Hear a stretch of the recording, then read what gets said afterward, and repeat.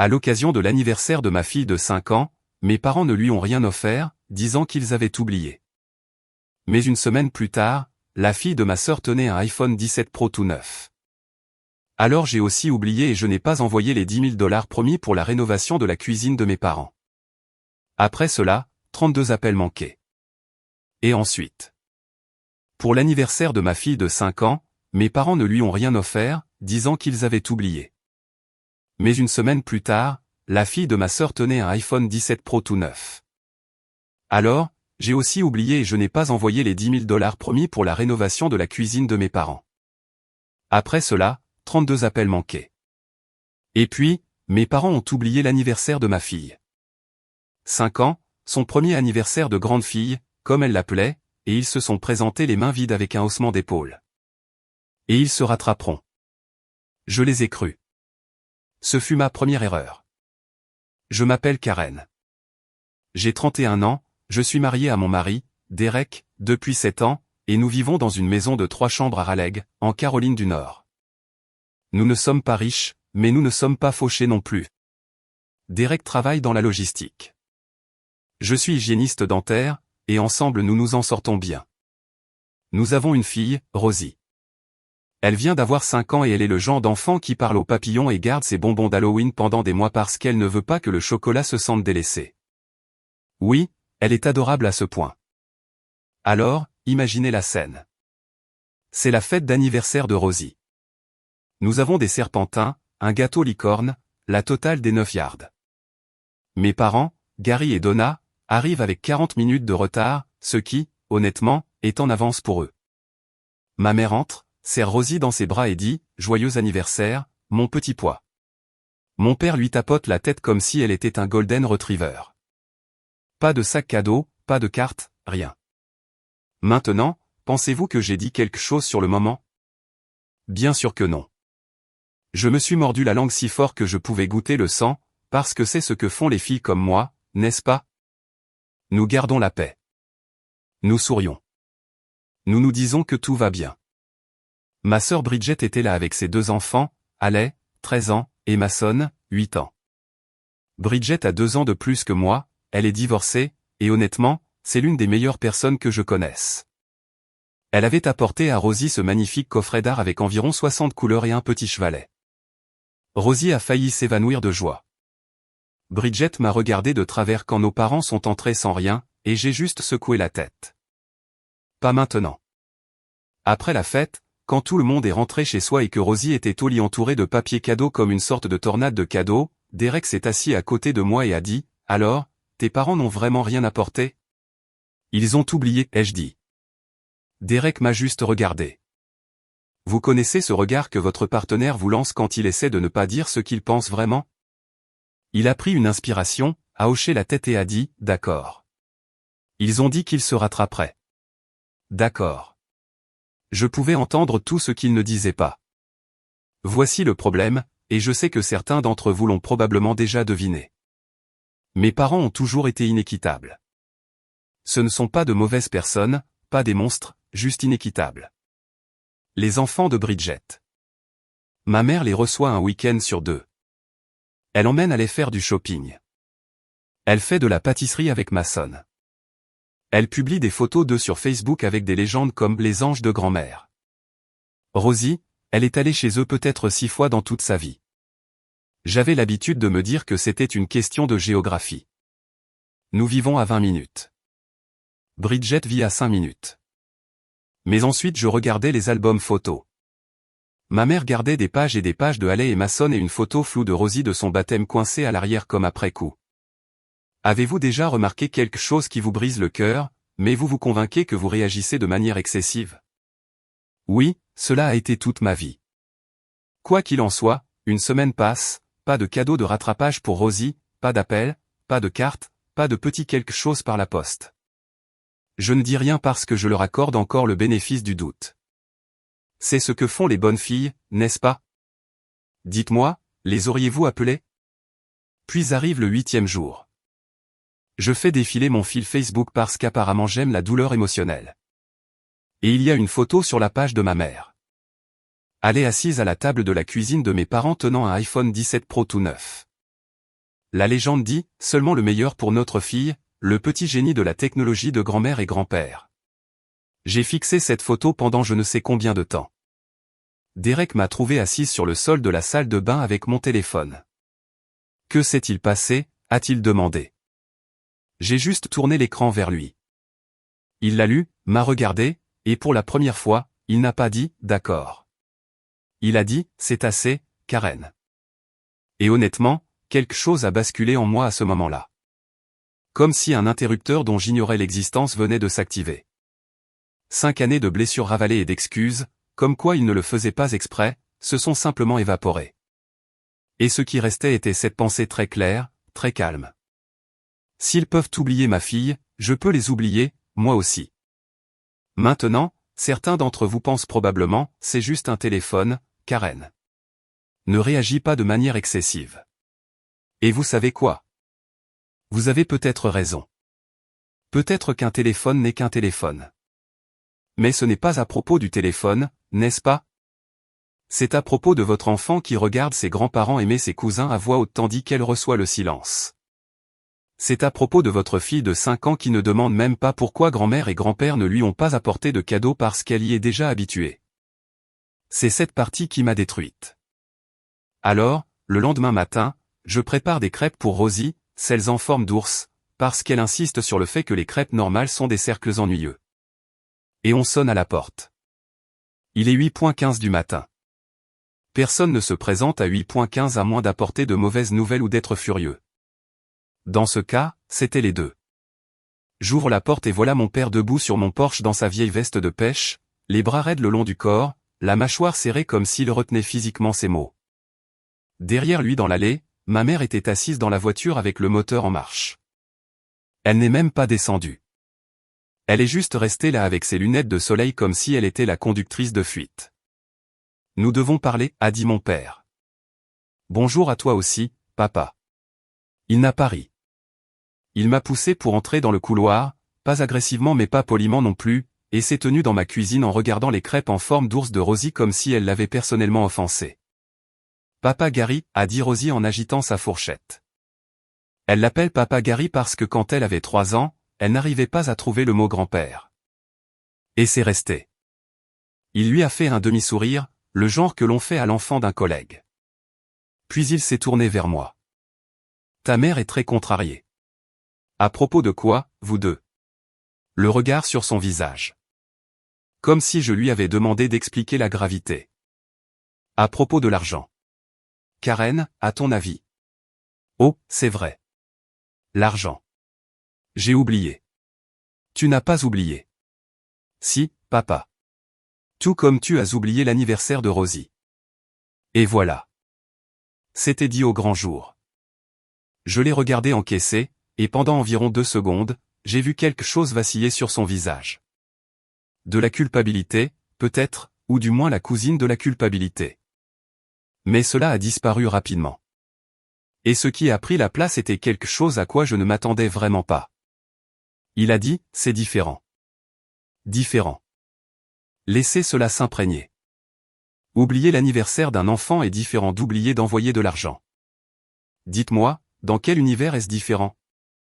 Dans quel univers les sentiments d'une enfant de 5 ans passent-ils après des plans de travail de cuisine?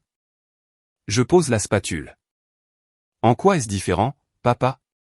Nous allions lui acheter quelque chose. Nous n'en avions simplement pas eu le temps. Cela fait plus d'1 semaine. Nous avons été occupés par la rénovation. Assez occupés pour acheter à aller un iPhone 17 Pro. Maintenant il est devenu silencieux. Vraiment silencieux. Rosie nous regardait de la manière dont les enfants le font quand ils sentent la température d'une pièce changer. Elle a arrêté de mâcher et a juste tenu sa fourchette en l'air, un petit morceau d'oreille d'ours en crêpe pendant au bout. Ma chérie, va manger dans le salon. D'accord, tu peux regarder un dessin animé. Elle a attrapé son assiette et s'est enfuie. Une enfant intelligente. Mon père s'est assis à ma table de cuisine sans y être invité, ce qui, si vous connaissiez mon père, est tout à fait son genre. Il s'est frotté le visage des 2 mains et a dit, ce téléphone était l'idée de ta mère. Elle en avait besoin pour l'école. Elle a 13 ans, papa. Elle n'avait pas besoin d'un modèle pro. Je ne suis pas ici pour me disputer au sujet d'un téléphone. Non, tu es ici pour te disputer au sujet de l'argent. Ton argent compte. Ma fille, non. Et c'est là qu'il a dit la chose. La chose dont je ne me suis toujours pas remise honnêtement.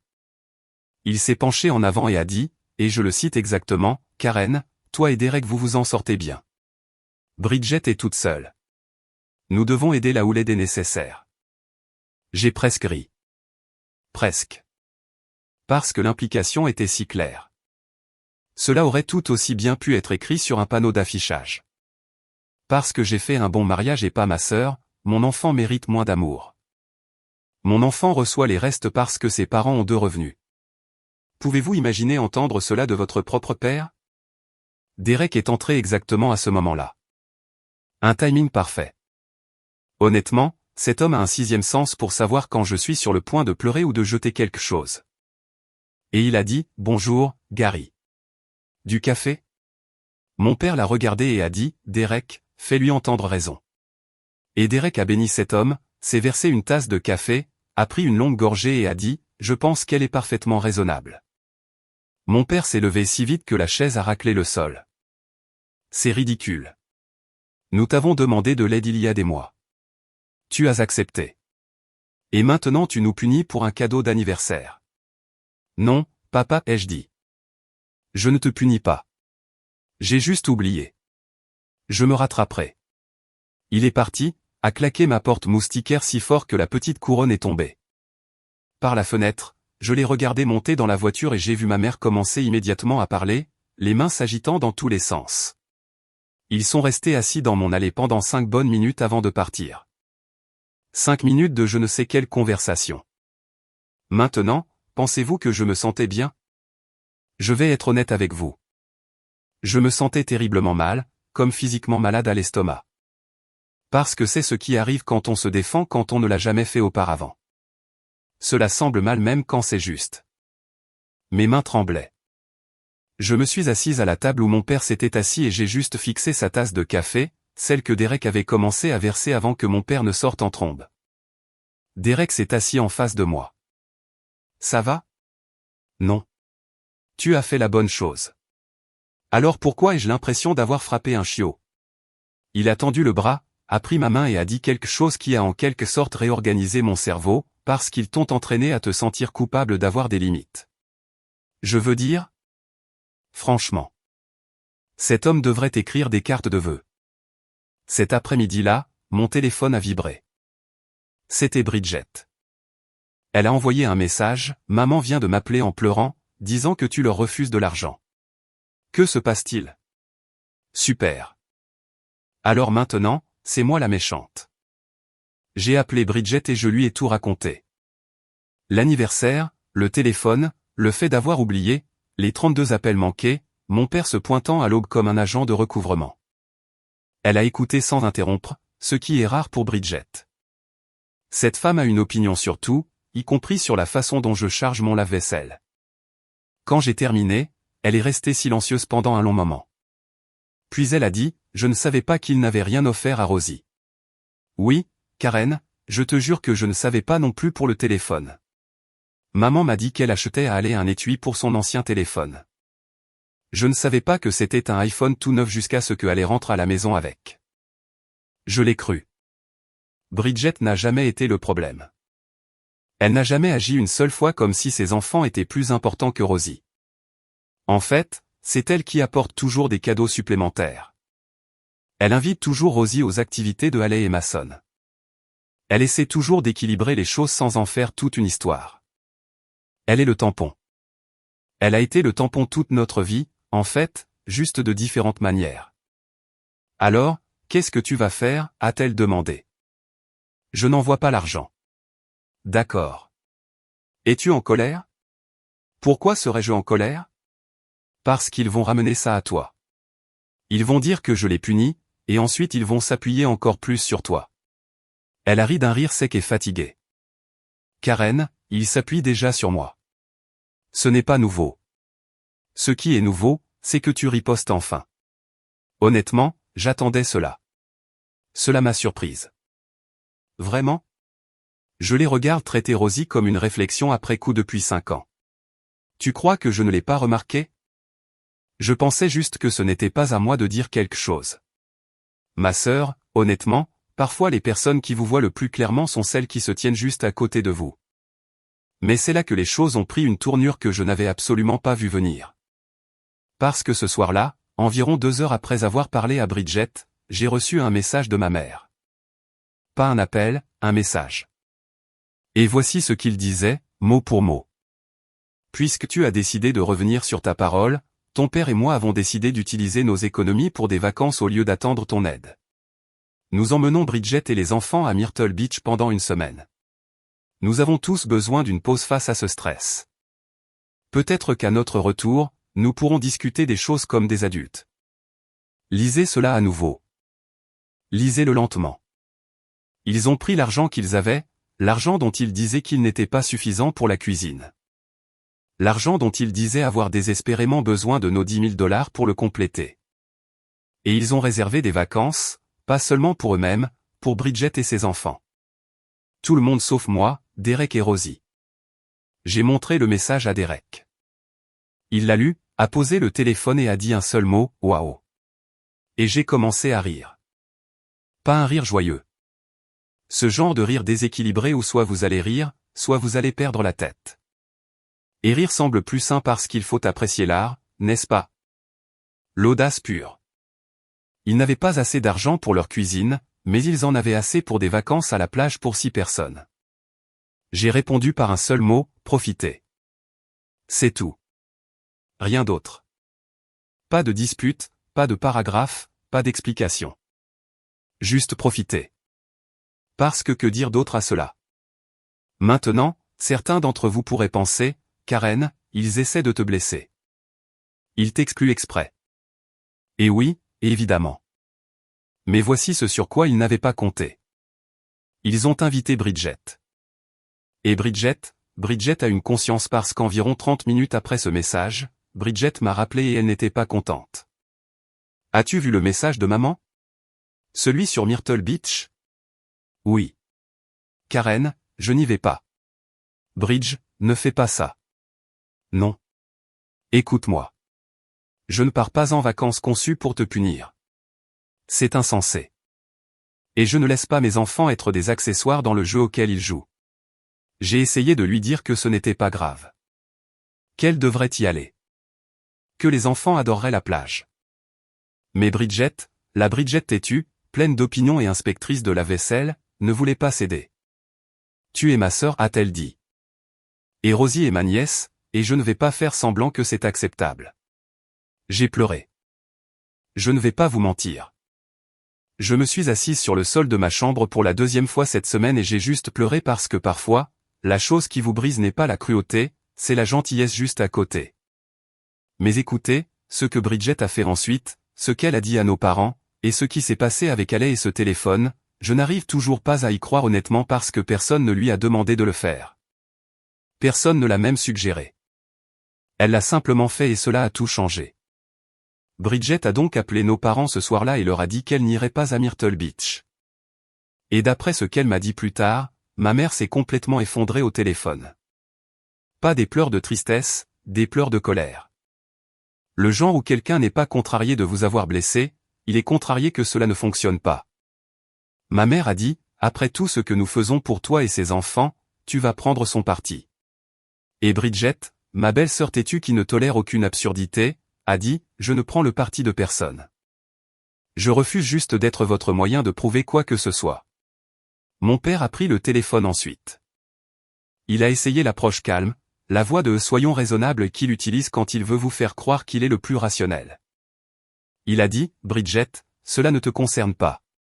C'est entre nous et Karen. Vous avez fait en sorte que cela me concerne lorsque vous avez mis mes enfants sur la liste des invités et que vous avez laissé la sienne de côté. Il n'avait pas de réponse à cela.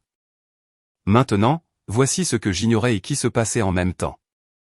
Pendant que Bridget menait ma guerre pour moi, ce que, soit dit en passant, je ne lui avais jamais demandé de faire et qui me met toujours mal à l'aise, il se passait quelque chose chez Bridget dont elle ne m'a parlé que quelques jours plus tard. Allait de 13 ans avec son iPhone 17 Pro tout neuf, avait écouté. Les enfants entendent tout, n'est-ce pas? Vous pensez qu'ils sont dans leur chambre avec des écouteurs, inconscients, mais ils absorbent chaque mot comme de petites éponges émotionnelles.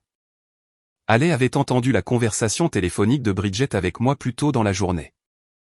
Elle avait entendu celle avec nos parents, et elle avait fait le lien de la manière dont les adolescents le font, silencieusement, sans le dire à personne, en montant un dossier dans sa tête. Ce soir-là, Haley est descendue et s'est assise sur le canapé à côté de Bridget et a dit « Maman, est-ce que grand-mère et grand-père n'ont vraiment pas offert de cadeau d'anniversaire à Rosie ?» Bridget lui a dit la vérité. Parce que Bridget n'édulcore pas les choses pour ses enfants.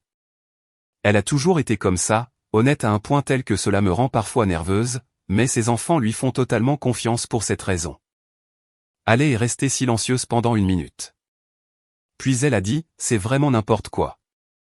Bridget a dit « Oui, c'est vrai ».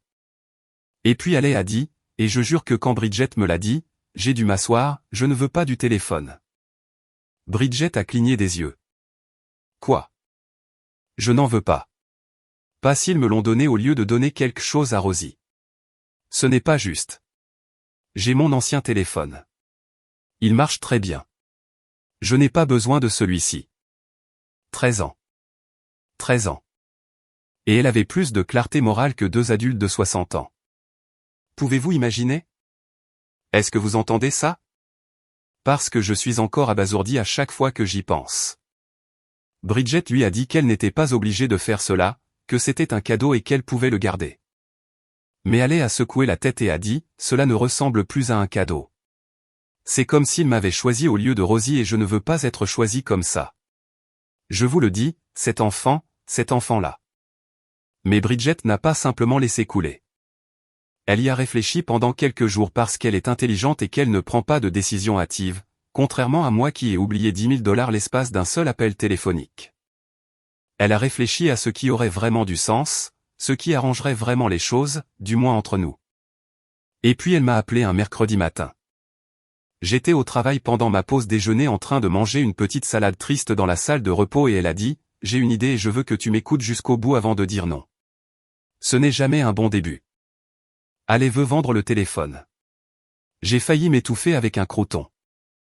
Bridge, non, absolument pas. Écoute-moi. Elle veut le vendre, diviser l'argent et laisser les enfants, tous les 3, Haley, Mason et Rosie, choisir chacun quelque chose qu'ils veulent, quelque chose qu'ils choisissent eux-mêmes. Elle a dit que cela devrait être la décision des enfants. Pas celle des grands-parents. Je n'ai rien dit pendant probablement 30 secondes. Bridget a attendu. Elle veut vraiment faire ça, ai-je finalement demandé. Elle m'en a parlé à 3 reprises. Elle y a réfléchi. Elle a même cherché sa valeur sur un site de revente. Cet enfant est minutieuse. Je lui accorde ça. J'ai ri. Un vrai rire cette fois. Elle tient ça de toi. Elle tient son entêtement de moi. La boussole morale, c'est tout elle. Alors, voici ce qui s'est passé. Bridget et Haley ont vendu l'iPhone 17 Pro. Elles en ont tiré environ $900. Apparemment, il était pratiquement à l'état neuf parce que Haley ne l'avait que depuis environ 2 semaines, et elle garde ses affaires dans un état étrangement impeccable pour une adolescente. Elles l'ont divisé en 3. $300 chacune pour Haley, Mason et Rosie. Et puis, c'est la partie qui me fait pleurer à chaque fois. Bridget a amené les enfants chez nous le samedi.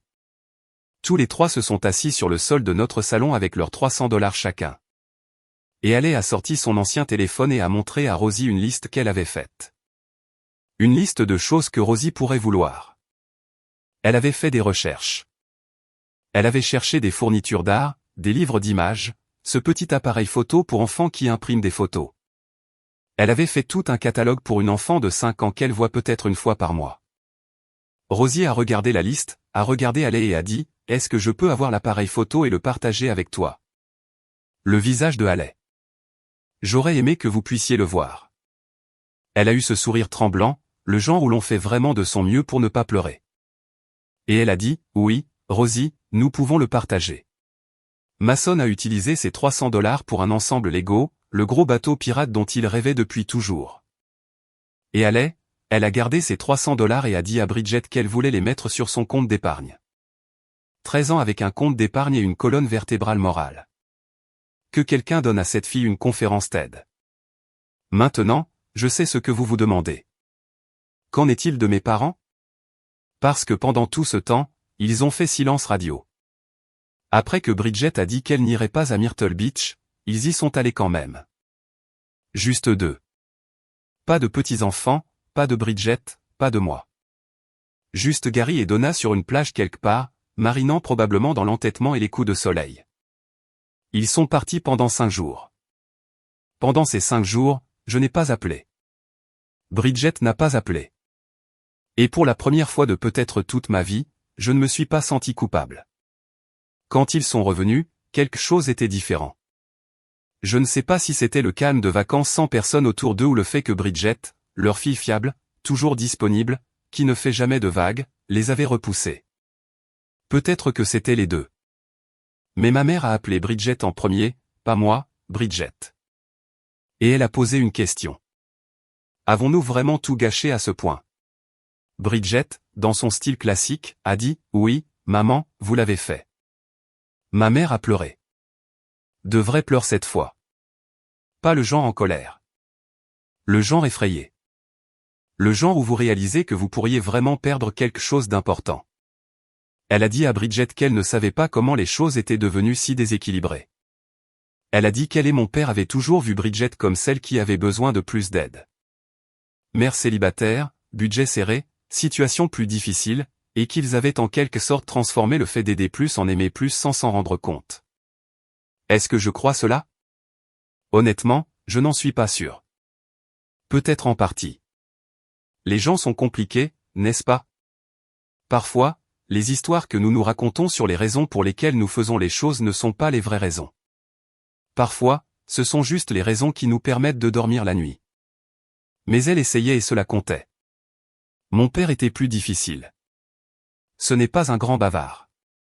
Il rumine. Il rumine et puis finit par céder. Mais il a besoin d'avoir l'impression que c'est son idée. Alors environ une semaine après leur retour, il s'est de nouveau présenté chez moi. Cette fois à une heure normale, 10:00 du matin un samedi. Il a sonné à la porte comme une personne normale. Il tenait un petit sac cadeau. J'ai ouvert la porte et il l'a tendu sans rien dire. À l'intérieur se trouvait une petite boîte à bijoux. Et à l'intérieur de celle-ci se trouvait un bracelet à breloques. Un bracelet à breloques pour enfants avec une minuscule licorne, un minuscule pinceau et une minuscule lettre R. Je sais qu'il est tard, a-t-il dit. Je ne suis pas doué pour ça. Non, tu ne le es pas. Il a regardé ses chaussures. Ta mère et moi. Nous ne voulions pas que ce soit comme ça, mais ça l'a été. Papa, je sais. Il a levé les yeux. Je veux arranger ça. Je ne sais pas comment, mais je veux arranger ça. Vous voulez savoir quelque chose?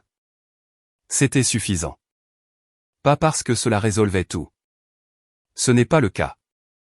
Pas parce qu'un bracelet efface 5 ans de sentiment d'invisibilité. Ce n'est pas le cas. Mais parce que mon père, qui de toute sa vie n'a jamais admis avoir tort sur quoi que ce soit, y compris la fois où il a insisté sur le fait que le Delaware était au sud du Maryland et a argumenté à ce sujet pendant 20 minutes à Thanksgiving. Cet homme s'est tenu sur mon porche et a dit qu'il voulait arranger les choses. Cela signifiait quelque chose. Je l'ai laissé entrer. Rosie est sortie en courant et a crié au papa Gary, et a sauté sur lui. Et il l'a soulevé et l'a serré dans ses bras pendant un long moment, plus longtemps que je ne l'avais jamais vu la serrer dans ses bras. Et par-dessus sa tête, il m'a regardé et ses yeux étaient rouges et il a articulé les mots « Je suis désolé ». Écoutez, je ne vais pas m'asseoir ici et vous dire que tout est parfait maintenant. Ce n'est pas le cas. Mes parents sont un travail en cours. Ma mère a commencé à inviter Rosie chez elle de son propre chef. Juste Rosie, pas d'autres enfants, leur moment spécial, et elle le fait environ 2 fois par mois. Mon père a acheté à Rosie une petite canne à pêche et l'emmène à l'étang près de chez eux. Il lui apprend à lancer et apparemment elle est terrible à ça, mais il trouve cela hilarant, ce qui est honnêtement plus de complicité que je n'en ai eu jusqu'à mes 15 ans. La rénovation de la cuisine, ils l'ont gérée seuls. Ils ont réduit l'ampleur, ont fait une partie du travail eux-mêmes. Mon père a appris à poser du carrelage sur YouTube et, selon ma mère, la crédence est un peu de travers, mais pleine de caractère. Derek a proposé de l'aider pour une partie des travaux et mon père a accepté. Et tous les deux ont passé un week-end à faire les joints et à ne pas beaucoup parler, mais disant tout d'une certaine manière. Les 10 000 $, nous les avons gardés, mis dans un fonds d'études pour Rosie. Mes parents n'en ont plus jamais reparlé. Je pense qu'ils ont compris que l'argent n'était pas vraiment le problème. Et Bridget, ma sœur, mon tampon, mon héroïne inattendue dans tout cela. Elle et moi sommes plus proches maintenant que nous ne l'avons jamais été. Nous faisons des dîners le dimanche chez l'une et l'autre, en alternant les semaines. Nos enfants grandissent ensemble comme nous l'avons toujours voulu. Ale a toujours son ancien téléphone, a toujours son compte d'épargne, et continue de veiller sur Rosie avec cette tendresse silencieuse et protectrice qui me fait croire que la prochaine génération pourrait bien être meilleure que la nôtre. J'ai demandé à Ale une fois, quelques mois plus tard, si elle regrettait d'avoir abandonné l'iPhone. Elle a haussé les épaules et a dit, ce n'était qu'un téléphone. Tante Karen, Rosie est ma cousine. Juste un téléphone. Rosie est ma cousine. Aussi simple que ça. Vous savez, j'ai commencé toute cette histoire en colère. Sincèrement, profondément en colère contre mes parents, contre l'injustice, contre moi-même pour l'avoir toléré si longtemps. Et je ne vais pas prétendre que la colère s'est simplement évanouie parce que ce n'est pas le cas. Elle revient parfois par petites vagues quand je vois une ancienne photo sur Facebook ou quand ma mère dit quelque chose d'irréfléchi sans s'en rendre compte. Mais les vagues deviennent plus petites et les bonnes choses, la canne à pêche, le bracelet à breloques, Rosie hurlant à papa Gary assez fort pour effrayer les voisins. Ces choses deviennent plus grandes. La famille est désordonnée. C'est inéquitable et injuste. Et parfois cela vous donne envie de crier dans un oreiller à 3:00 du matin. Mais c'est aussi l'endroit où, si vous avez de la chance, les gens peuvent apprendre et grandir et arriver en retard à la fête avec un bracelet tordu et des yeux rouges et 2 mots qui changent tout. Je suis désolé. C'est tout ce qu'il a fallu. Alors si vous êtes arrivé jusqu'ici, merci. Sérieusement, merci d'avoir écouté mon histoire. Si quoi que ce soit de tout cela vous a touché de près, si vous vous êtes déjà senti comme le laissé-pour-compte de votre famille, je vous vois. J'ai été vous. Et je vous promets que le fait de vous défendre ne fait pas de vous le méchant, même s'ils essaient de vous faire sentir que c'est le cas. Si vous avez aimé cette histoire, laissez un j'aime. Cela compte plus que vous ne le pensez. Et si vous n'avez pas aimé quelque chose ou si vous auriez géré cela différemment, dites-le moi dans les commentaires. Je veux vraiment savoir ce que vous en pensez car honnêtement, je suis encore en train de comprendre tout cela un jour à la fois. Et peut-être que votre perspective est exactement ce que quelqu'un d'autre qui parcourt ceci a besoin d'entendre. Merci d'avoir regardé. Prenez soin de vous et prenez soin de vos Rosie.